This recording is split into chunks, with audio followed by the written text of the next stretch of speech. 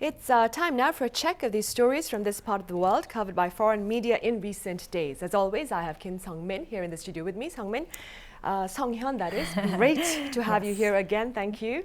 Good to see you, Sunny. So we do have some more coverage regarding Squid Game this week, particularly on season 2 that's supposed to be in the works. Now, other stories I'll be talking about include Korea's pledge to phase out coal power, also the submission of chip data by Korean firms at the request of the U.S. Commerce Department. So let's dive right in.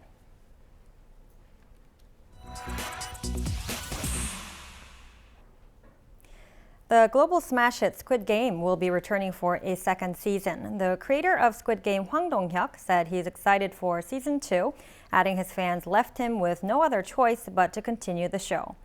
Although Netflix has not yet officially confirmed the project, showrunner Hwang himself confirmed that Squid Game will be back for round 2 in an interview with the Associated Press. Hwang added that it's too early to say exactly when and how this will take place, but that he is currently in the planning stage. Meanwhile, the Washington Post also says the success of Squid Game has instilled confidence among emerging Korean filmmakers that there is global interest in their work, especially regarding the subject of inequality and abuse of power.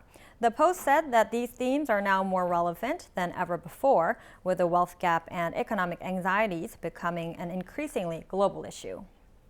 Right. Now, Sung-hyun, speaking about global issues, let's touch upon the foreign media response to Korea's recent pledge for carbon neutrality. Carbon neutrality, right. A number of foreign media outlets were actually surprised, Sunny, by Korea's commitment to phase out coal by the 2030s. A deal was struck at the UN Climate Summit last week to accelerate the end of coal, which is the single biggest source of the carbon emissions that cause climate change. Now, Forbes pointed out that in this agreement, 46 countries had committed to ending their use of coal, 23 of which were newcomers to the commitment. It went on to say that it was remarkable that 5 of the new signatories are among the heaviest users of the fossil fuel, one of them being Korea. Many global media outlets, meanwhile, also noted that the absence of some of the world's largest coal consumers, including China and India, while saying Korea was among a club of nations that it is shifting away from fossil fuels with determination to avert the worst impact of climate change. Right. Meanwhile, in other news, Sung-hyun, what has been said about Korea's recent disclosure of semiconductor-related information to the U.S.? Well, Bloomberg made note of the news. It did say that semiconductors have become a major geopolitical issue lately.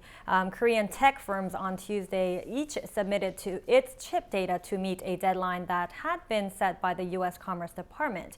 The Korean Finance Ministry, it said Korean tech firms had been negotiating with the U.S. on the extent of data to be submitted. The U.S. Commerce Department had earlier asked companies in the semiconductor supply chain to fill out questionnaires seeking information pertaining to their ongoing chip shortage. Washington's request has sparked controversy here in Korea, where critics have condemned it as an attempt to uncover local trade secrets. As expected, Samsung Electronics, along with SK Hynix, which are the world's 2 largest chip makers, they only partially complied with the U.S. information request, with sensitive information being omitted.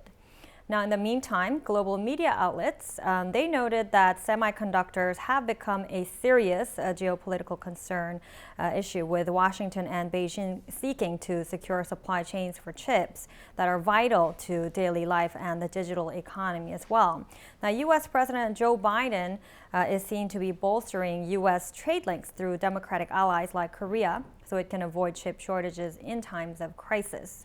Now, in the meantime, Korea's finance ministry did say the Seoul government will solidify its semiconductor supply chain partnership with the United States by continuing high-level communications.